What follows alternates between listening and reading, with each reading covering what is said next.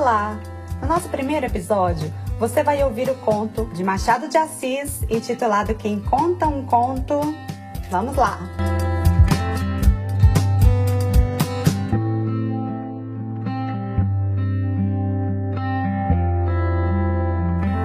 Quem conta um conto. Eu compreendo que um homem goste de ver brigar galos ou de tomar rapé. O rapé, dizem os tomistas, que alivia o cérebro. A briga de galos é o Jockey Club dos pobres. O que eu não compreendo é o gosto de dar notícias. E todavia, quantas pessoas não conhecerá o leitor com essa singular vocação? O noveleiro não é um tipo muito vulgar, mas também não é muito raro. A família é numerosa deles. Alguns são mais peritos e originais que outros. Não é noveleiro quem quer. É ofício que exige certas qualidades de bom cunho. Quero dizer, as mesmas que se exigem do homem de estado. O noveleiro deve saber quando lhe convém dar uma notícia abruptamente ou quando o efeito lhe pede certos preparativos. Deve esperar a ocasião e adaptar-lhe os meios. Não compreendo, como disse, o ofício de noveleiro. É coisa muito natural que um homem diga o que sabe a respeito de algum objeto, mas que tire satisfação disso, lá me custa entender. Mais de uma vez tenho querido fazer indagações a este respeito, mas a certeza de que nenhum noveleiro confessa que o é, tem impedido a realização desse meu desejo. Não é só desejo, é também necessidade. Ganha-se sempre em conhecer os caprichos do espírito humano. O caso de que vou falar aos leitores tem por origem um noveleiro. Lê-se depressa, porque não é grande. Há coisa de 7 anos, vivia nesta boa cidade um homem de seus 30 anos, bem apessoado, bem falante, amigo de conversar, extremamente polido, mas extremamente amigo de espalhar novas. Era um modelo do gênero. Sabia como ninguém escolher o auditório, a ocasião e a maneira de dar a notícia. Não sacava a notícia da algibeira como quem tira uma moeda de vintém para dar a um mendigo. Não, senhor. Atendia mais que tudo às circunstâncias. Por exemplo, ouvira dizer ou sabia positivamente que o ministério pedira demissão ou ia pedi-la. Qualquer noveleiro diria simplesmente a coisa sem rodeios. Luís da Costa ou dizia a coisa simplesmente ou adicionava-lhe certo molho para torná-la mais picante. Às vezes entrava, cumprimentava as pessoas presentes e, se entre elas alguma havia metido em política, aproveitava o silêncio causado pela sua entrada para fazer-lhe uma pergunta deste gênero. Então, parece que os homens... Os circunstantes perguntavam logo, que há? Luís da Costa, sem perder o seu ar sério, dizia singelamente, é o ministério que pediu demissão. Ah, sim? Quando? Hoje. Sabe quem foi chamado? Foi chamado Zósimo. Mas por que caiu o ministério? Ora, estava podre, etc, etc. Ou então, morreram como viveram. Quem? Luís da Costa puxava os punhos e dizia negligentemente, os ministros.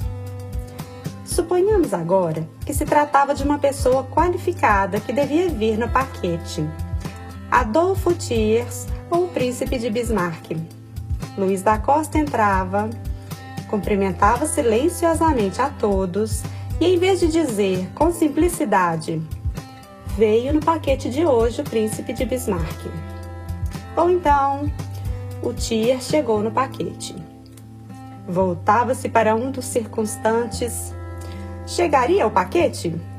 Chegou, dizia o circunstante. O Thiers veio. Aqui entrava a admiração dos ouvintes, com que se deliciava Luís da Costa, razão principalmente do seu ofício. Não se pode negar que esse prazer era inocente e, quando muito, singular.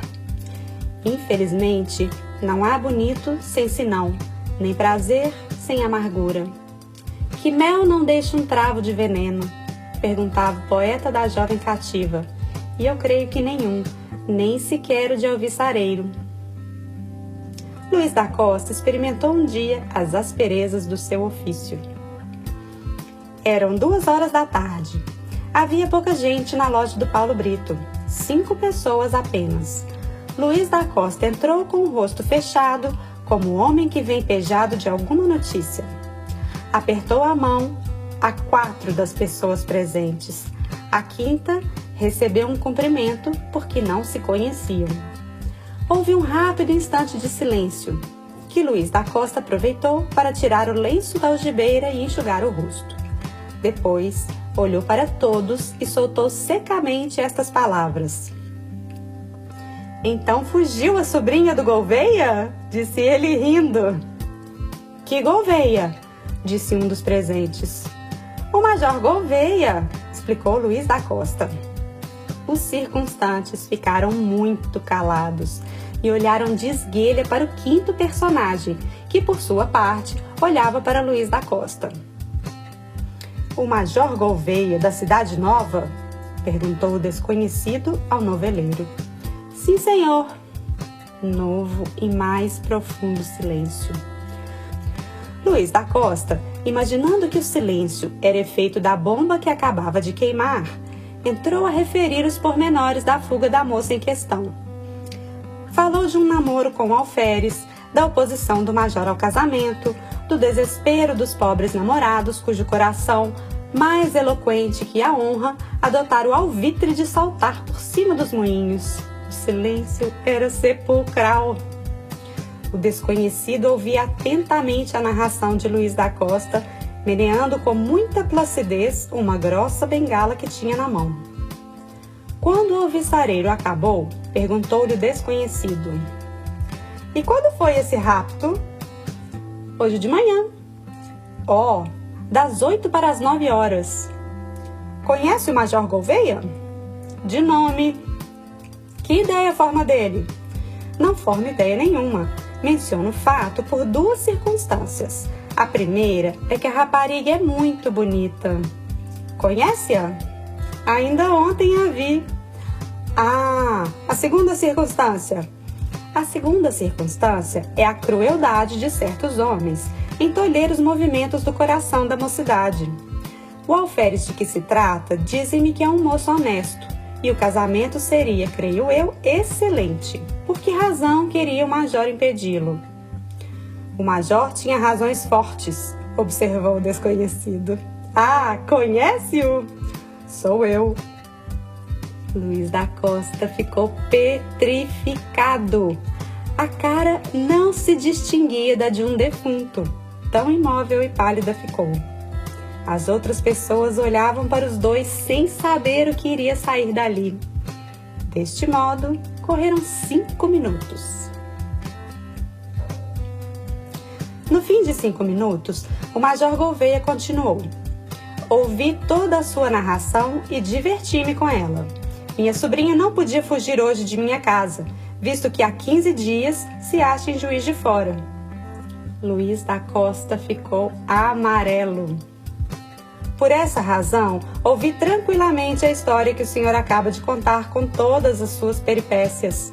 O fato, se fosse verdadeiro, devia causar naturalmente espanto, porque, além do mais, Lúcia é muito bonita, e o senhor o sabe porque a viu ontem.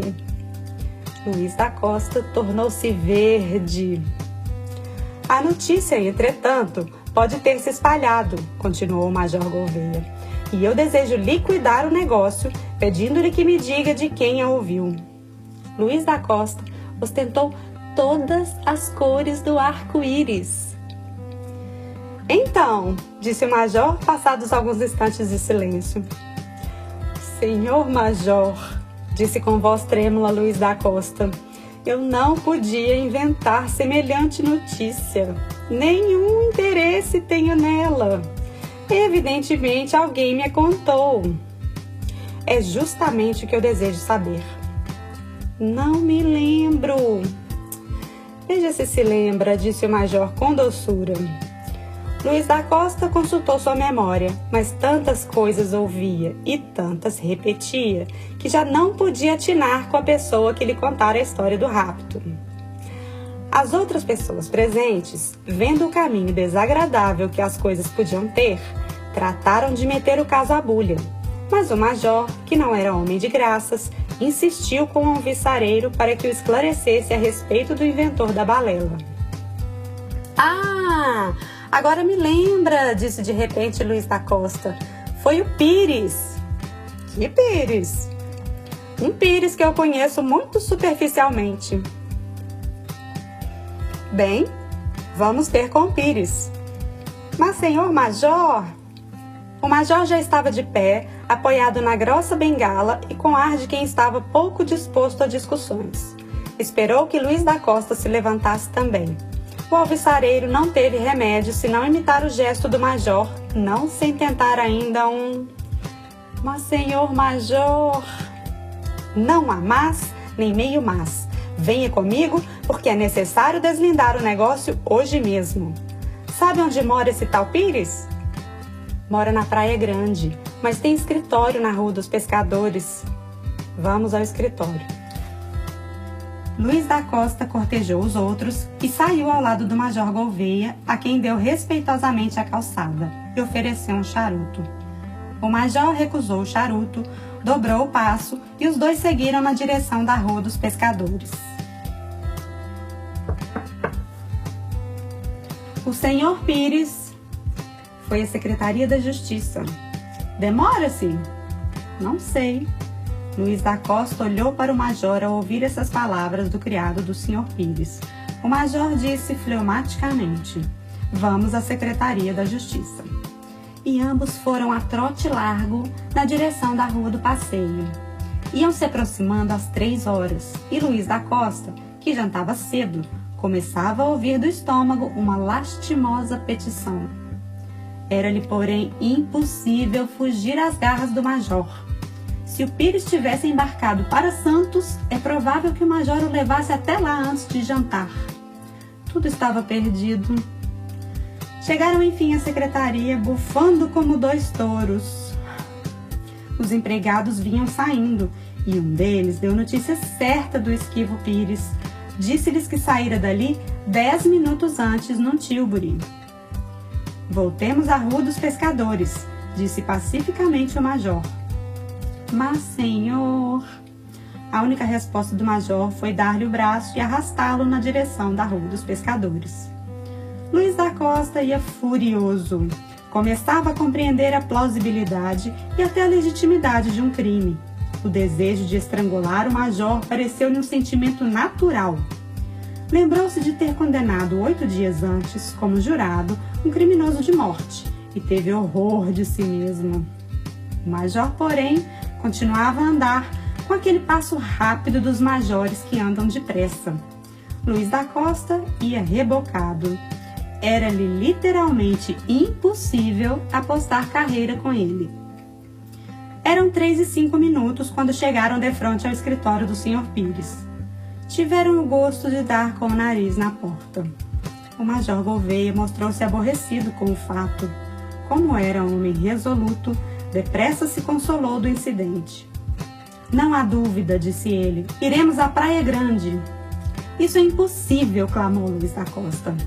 "Não é tal", respondeu tranquilamente o major. "Temos barca e custa-nos um cruzado a cada um. Eu pago a sua passagem." "Mas, senhor, a essa hora..." "Que tem?" "São horas de jantar", suspirou o estômago de Luiz da Costa. "Pois jantaremos antes." Foram dali a um hotel e jantaram. A companhia do major era extremamente aborrecida para o desastrado alvissareiro. Era impossível livrar-se dela. Luiz da Costa portou-se o melhor que pôde. Demais, a sopa e o primeiro prato foi o começo da reconciliação. Quando veio o café e um bom charuto, Luiz da Costa estava resolvido a satisfazer o seu anfitrião em tudo o que lhe aprovesse. O major pagou a conta e saíram ambos do hotel. Foram direitos à estação das barcas de Niterói, meteram-se na primeira que saiu e transportaram-se à Imperial Cidade. No trajeto, O Major Gouveia conservou-se tão taciturno como até então. Luiz da Costa, que já estava mais alegre, 5 ou 6 vezes tentou atar conversa com o Major, mas foram esforços inúteis. Ardia, entretanto, por levá-lo até a casa do Sr. Pires, que explicaria as coisas como as soubesse. O Sr. Pires morava na Rua da Praia. Foram direitinhos à casa dele, mas se os viajantes haviam jantado, também o Sr. Pires fizera o mesmo. E como tinha por costume ir jogar o voltarete em casa do Dr. Oliveira, em São Domingos, para lá seguir 20 minutos antes. O Major ouviu essa notícia com a resignação filosófica de que estava dando prova desde as 2 horas da tarde. Inclinou o chapéu mais à banda e, olhando de esguelha para Luiz da Costa, disse: "Vamos a São Domingos." "Vamos a São Domingos", suspirou Luiz da Costa. A viagem foi de carro, o que de algum modo consolou o noveleiro. Na casa do Dr. Oliveira, passaram pelo dissabor de bater 5 vezes antes que viessem abrir. Enfim vieram. "Está cá o Sr. Pires?" "Está sim, senhor", disse o moleque. Os dois respiraram. O moleque abriu-lhes a porta da sala, onde não tardou que aparecesse o famoso Pires. "Lauma, visto estar para casar. Não lhe disse, porém, que havia namoro." O Major não pôde disfarçar um sorriso, vendo que o boato ia diminuir à proporção que se aproximava da fonte. Estava disposto a não dormir sem dar com ela. "Muito bem", disse ele, "a mim não basta esse dito. Desejo saber a quem ouviu, a fim de chegar ao primeiro culpado de semelhante boato." "A quem o ouvi?" "Sim." "Foi ao senhor?" "A mim?" "Sim, senhor, sábado passado." "Não é possível. Não se lembra que me disse na Rua do Ouvidor, quando falávamos das proezas da..." "Ah, mas não foi isso!" exclamou o Major. "O que eu lhe disse foi outra coisa.